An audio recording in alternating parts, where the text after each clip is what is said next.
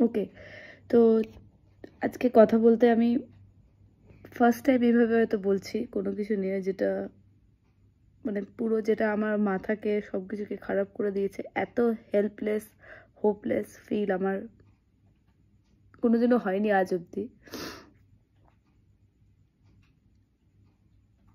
আরজি কর medical college, লোকেদের যেটা স্বপ্ন থাকে যে কোনো গভর্নমেন্ট মেডিকেল কলেজ থেকে পড়বার জন্য, এবং সেখানে চান্স পাওয়ার জন্য, যেখানে মানুষ তাদের পুরো জীবন সব কিছু ত্যাগ করে দেয় শুধুমাত্র ওই কলেজে চান্স পাওয়ার জন্য, যে কোনো গভর্নমেন্ট কলেজে।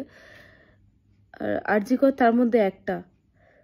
তো সেরকম কলেজেও একজন সেকেন্ড ইয়ার পিজিটি, সেফ নয়, female, say 36 hours on duty করছে কাজ, বাট সে যখন রাত্রেবেলায় ডিনার করার পরে সেমিনার রুমে যায় রেস্ট করতে, পরের দিন সকালে তাকে আর কেউ খুঁজে পায় না।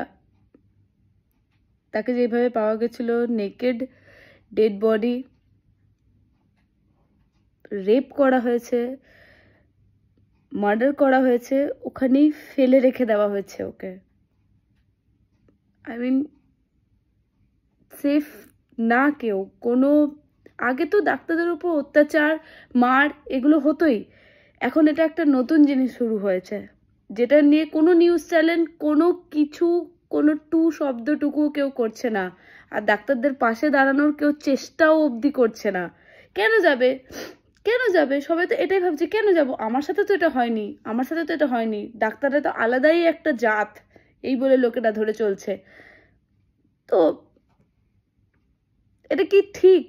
সব থেকে আগে ও তো একটা মেয়ে, ওর প্রতি এই অবিচারটা হয়েছে।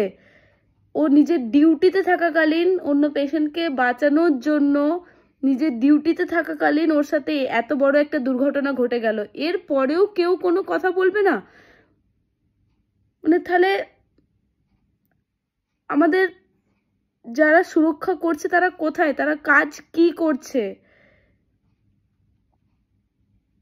কি কাজ করছে আমার মানে আমাকে কোয়েশ্চেন করা উচিত নয়, বাট এর আগেনস্টে কি আমরা স্টেপ নেব, কি স্টেপ নেওয়া উচিত? তারা কেউ কিছু বলছে না কেন? কোনো মিডিয়া, কোনো কোথাও এসব কথা কিছু উঠছে না কেন? এটা কোনো সেলিব্রিটির বিয়ে নয় বলে, এটা কোনো সেলিব্রিটি ইভেন্ট নয় বলে এত বড় জিনিস হয়ে গেল। একটা মেয়ে যে তার ডিউটিতে থাকাকালীন সে তার জীবন হারালো, একটা বাবা মা তার একটা মেয়ে কন্যা সন্তান হারালো, সেটার কোনো কোনো দাম নেই, কোনো দাম নেই। সারা জীবন খেটে সে ডাক্তারি পড়েছে, এমবিবিএস পাস করেছে, তারপরে সে পিজি পেয়েছে, সে পিজি করছে, তখনও সে তার জীবন দিয়েই কাজ করে যাচ্ছে। তারপরেও যখন তার জীবন চলে যাচ্ছে তখন কেউ কোনো কথাই বলতে চাইছে না এটা নিয়ে। অ্যাটলিস্ট কোনো একটা বেসিক স্টেপটুকু নেওয়া হোক, যেন যারা অ্যাটলিস্ট এই দোষটা করেছে তারা যেন শাস্তি পায়, এটাই বলার।